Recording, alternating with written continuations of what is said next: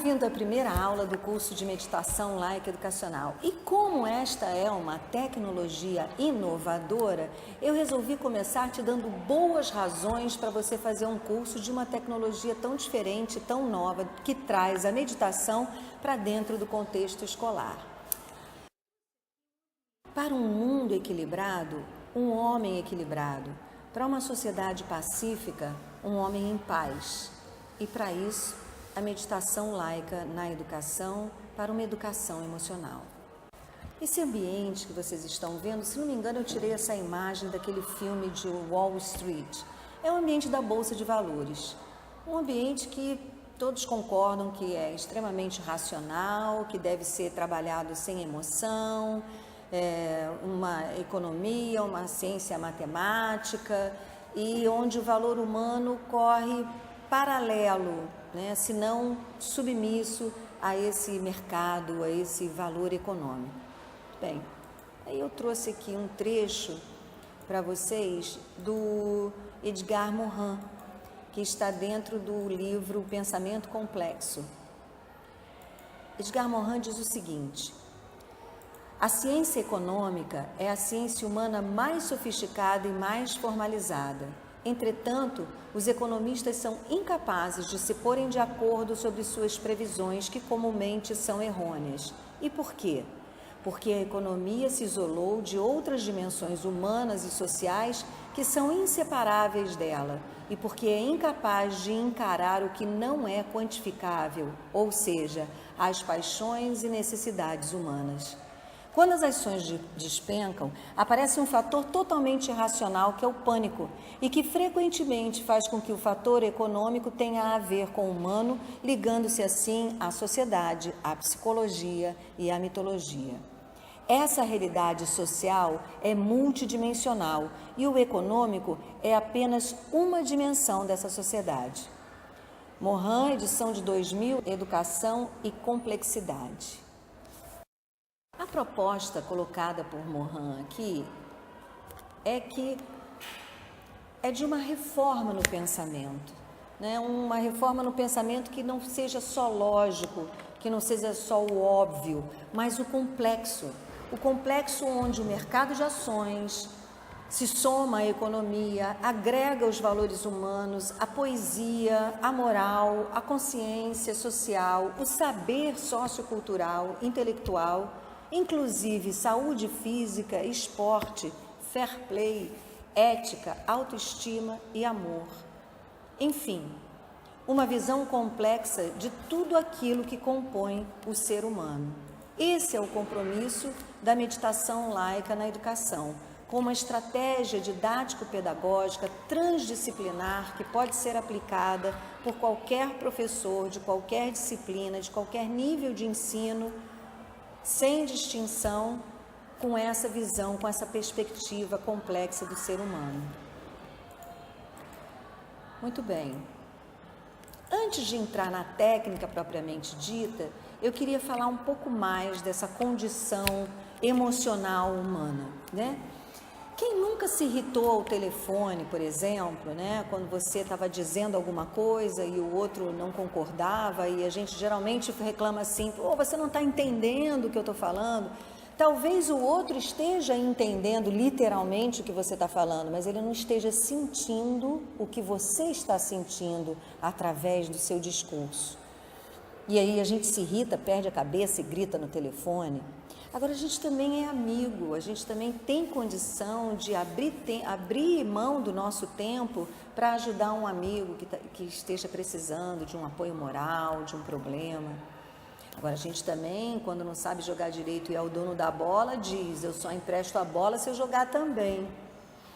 Quantas vezes a gente não teve vontade de ter um cone daqueles de rua para guardar uma vaga para o seu carro? Né? O seu carro, você vai chegar ao trabalho e você vai ficar no trabalho o dia inteiro e vai de carro, não tem estacionamento no trabalho, você quer deixar seu carro lá. E às vezes você perde a sua vaga porque durante 5 minutos uma outra pessoa estava estacionada naquele lugar. Aí dá vontade, né, de ser egoísta, de colocar o cone ali, falar assim: essa vaga é minha, trabalho aqui todo dia, fico o dia inteiro estacionado, esse canto da rua é meu. Mas nós também somos capazes de sermos solidários, né, de dar um pouco do nosso tempo para alegrar uma criança, para brincar. Então, o que acontece conosco é que nós, uma mesma pessoa, eu posso ser egoísta e altruísta.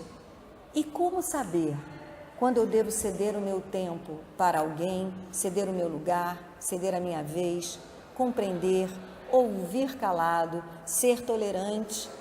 E quando, por outro lado, eu devo colocar limites, ser firme na minha vontade, fazer jus ao merecimento de uma vitória,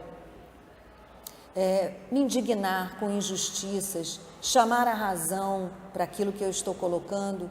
Quando? Quando tem que ser egoísta e quando ser altruísta? Quando eu devo me colocar em primeiro lugar e quando eu devo ceder o lugar ao outro? Isso é que faz de nós indivíduos dotados de uma indivisível dualidade. E essas decisões entre ser altruísta e egoísta, fazemos isso a todo momento. E é isso que nos estressa, porque estamos o tempo todo entre lá e cá. Por exemplo, se está no carro procurando vaga para estacionar, não consegue, encontra aquele sujeito que colocou o carro na sua vaga de costume e você naquele momento está sentado no carro dirigindo, pensando no lugar que você tem que chegar e que você já está atrasado, ao mesmo tempo que você está procurando vaga. Então, emocionalmente, você está estressado entre o lugar que você está, o lugar que você quer chegar e o que você está fazendo naquele momento. Então, é esse tipo de coisa e que na vida atual nós temos que tomar decisões o tempo todo que nos mantém emocionalmente estressados, nesse sentido, de estar sempre em várias pontas do nosso ser. Muito bem, o trabalho da meditação laica é trazer a sua atenção para um ponto central dentro de você. Então você sai dessa periferia do ser egoísta ou altruísta, do ser vir ou do ser genial e faz um trabalho de concentração da sua atenção num ponto interno do ser, uma perspectiva interna. Essa perspectiva interna é um fator capaz de trazer a visão de si mesmo e de todo o mundo à sua volta. E essa visão é um fator de equilíbrio. Quando nós trabalhamos com a meditação laica, ser altruísta ou egoísta se transforma em capacidades como você tem na sua mão direita e esquerda. Então, naturalmente você vai saber quando usar a mão direita e quando usar a mão esquerda, exatamente como nós sabemos como que eu vou carregar, dependendo da minha carga, dependendo da minha bagagem, eu vou usar uma mão ou outra. E é exatamente esse um dos efeitos da meditação laica. Uma visão centrada, uma visão interna, capaz de olhar a si mesmo e os seus pensamentos e suas emoções como habilidades que você pode usar dependendo das circunstâncias, aquela melhor que você escolheu. Muito bem, mas eu havia dito que hoje, nessa primeira aula, eu traria razões para você dar atenção a essa nova estratégia pedagógica como uma inovação dentro da tecnologia educacional. E para tanto, eu trouxe Jacques Delors. Jacques Delors escreveu o prefácio da Comissão Internacional para a Educação do século XXI para a Unesco. Nesse prefácio ele trouxe um título que chama A Educação de uma Utopia Necessária. Então o que eu trouxe agora para vocês são alguns trechos desse prefácio de Jacques Delors. O primeiro deles diz o seguinte: é certo que há muitos outros problemas a resolver, chegaremos lá, mas este relatório surge numa altura em que a humanidade, perante tantas desgraças causadas pela guerra, pela criminalidade, pelo subdesenvolvimento, hesita entre a fuga para frente e a resignação. Vamos propor-lhe uma outra saída. Tudo nos leva, pois, a dar novo valor à dimensão ética e cultural da educação e, deste modo, a dar efetivamente a cada um os meios de compreender o outro na sua especificidade e de compreender o mundo na sua marcha caótica para uma certa unidade. Mas antes, é preciso começar por se conhecer a si próprio, numa espécie de viagem interior, guiada pelo conhecimento, pela meditação e pelo exercício da autocrítica. Página 13. Dentro desse texto eu queria destacar também uma questão emocional que é trazida aqui. Aonde ele diz assim, mas este relatório surge numa altura em que a humanidade, perante tantas desgraças causadas pela guerra, pela criminalidade e pelo subdesenvolvimento, hesita entre a fuga para a frente e a resignação.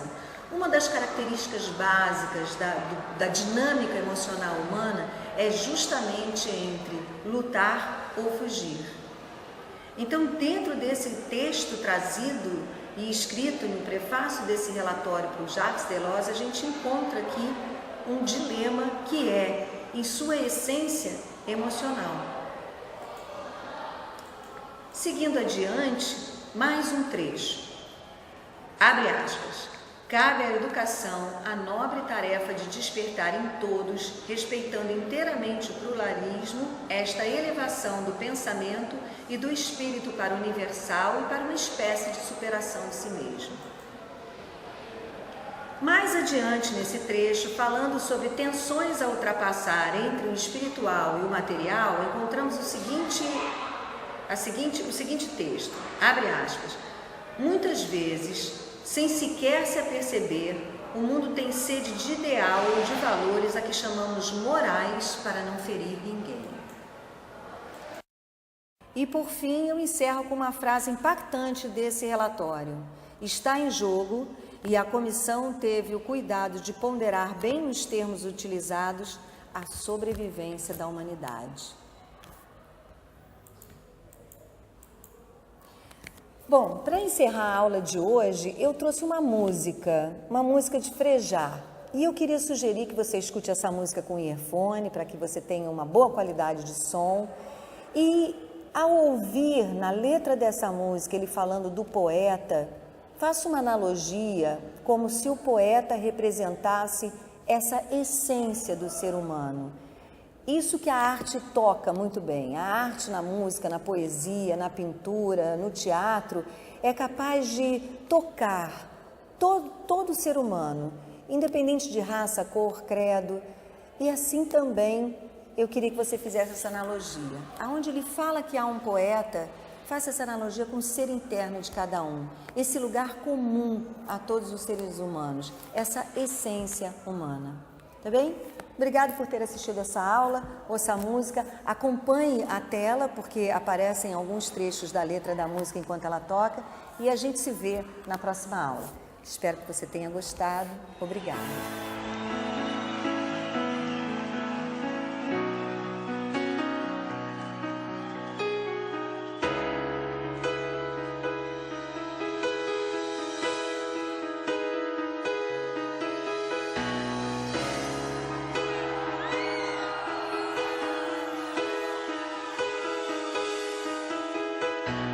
Baby, compra o jornal, vem ver o sol.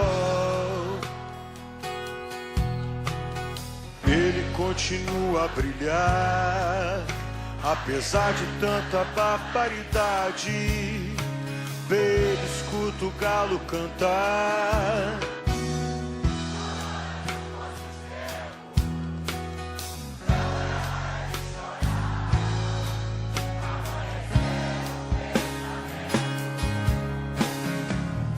O poeta está vivo, com seus moinhos e vento,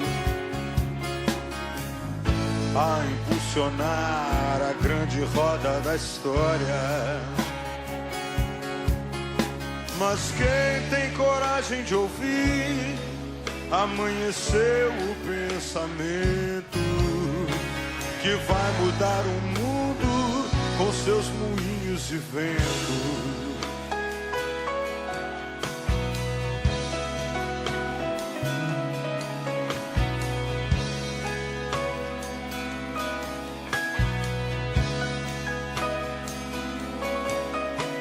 Se você não pode ser forte, seja pelo menos humana.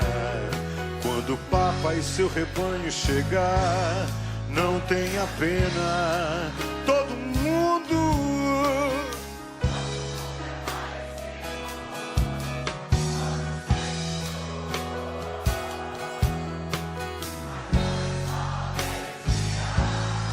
só quem está pronto pro amor.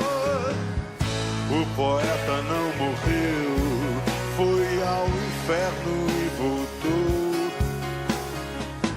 Conheceu os jardins do Éden e nos contou.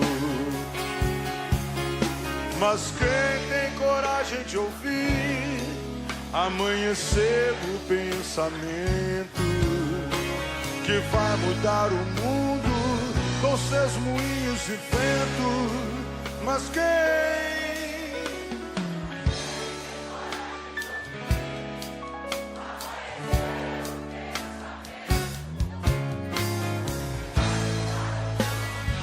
Com seus moinhos de vento. Muito obrigado.